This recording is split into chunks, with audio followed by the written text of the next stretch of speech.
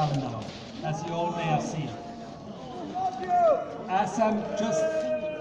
As I'm the messenger, I want to give you the opportunity. You can meet Rico tomorrow at the DAGR Cafe anytime after 2 o'clock.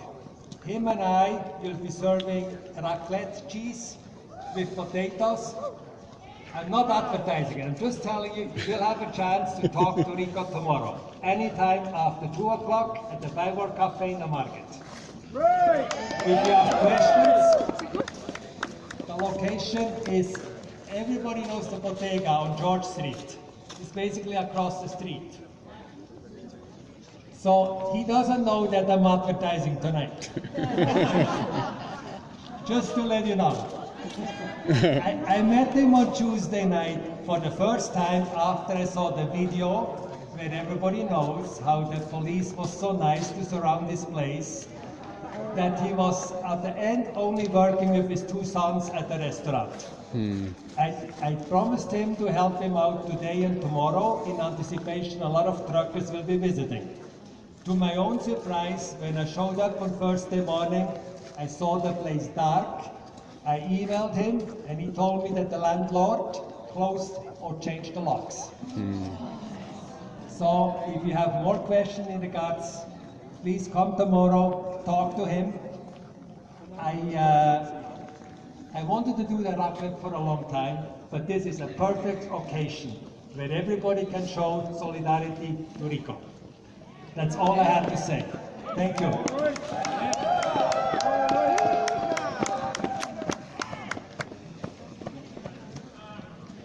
Real quick, everybody, tomorrow at 9 a.m. sharp, we will be up there on the hill. We're going to be doing a human chain, not only throughout Ottawa, but me and my wife will be doing the one around Parliament Building all the way through Gatineau. So all you have to do is look for a funny hat and a Texas hat, and I hope you're out there and come out. And don't forget the Freedom Rabbit. Hey guys, just real quick here. So a lot of you guys have been here with me since the very beginning of this whole thing. And right now we've got a lot of stuff going on in the world. And some of you might be asking, you know, why are we still here? I'm sure not a lot of you, but in the back of your heads, you might be getting questions from your friends and family. Why are you still out there? Don't you have to worry about the war in Ukraine? Don't you have to worry about this or that? Guys, there is no single bigger issue in our country than our freedom, than our political prisoners, and then this movement. You don't need to justify it, you just need to keep showing up. They're not. They disagree. They disagree a bit about. They got the blue and the yellow now. See the Ukraine colors? Until all political prisoners are free, whether you like them or not. Nice, eh? Prisoners, and they need to be out of jail. And I ask you this very firmly and very lovingly: hold the line. Yeah. What a crap. Yeah. And we have to stay together. Good. They always try and separate each and every one of us, and apparently I'm the devil. And I'm like, wow, if I'm the devil, well then how come that I don't have my arms on or whatever? And I've been the worst person apparently in everybody's life, and they want to make sure that nobody even has one little tiny vision of whoever. And apparently it's me. I'm like, wow, a guy that actually loves all people and forgives all people and wants to help all people, and they know, because the thing is I know all their little fucking tricks, and I know everything that they're up to, the little scandals. So they've been trying to get me ever since before I even came in this world. My mother was 14 years old, she was abducted. Abducted, can you imagine? Beat up so bad, left for dead, every tooth knocked out of her mouth at 14 years old. What a great thing, eh? So she crawled out of the barn, and made it to safety, went to, I guess, the RCMP, I guess, whatever it was.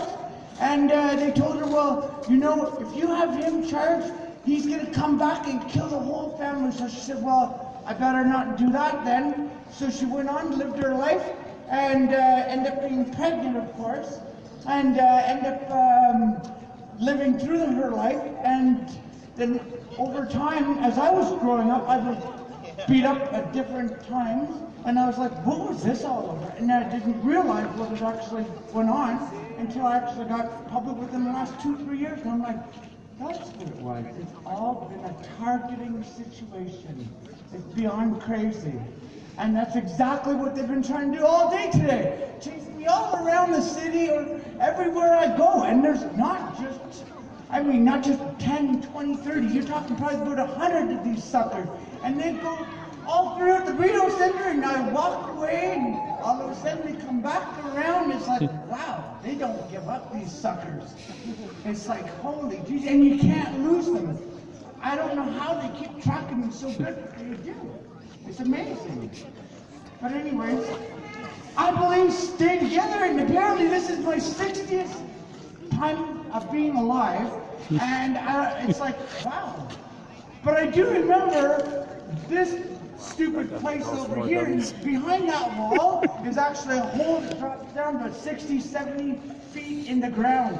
And that's called the visitor center. Why? Because I believe me and my brother and sister got burned alive behind that fucking wall. And whilst all the people were going through and the visitors were waving because they didn't know what else to do because they were corrupted by everybody, by what they were saying that, you know, they did wrong.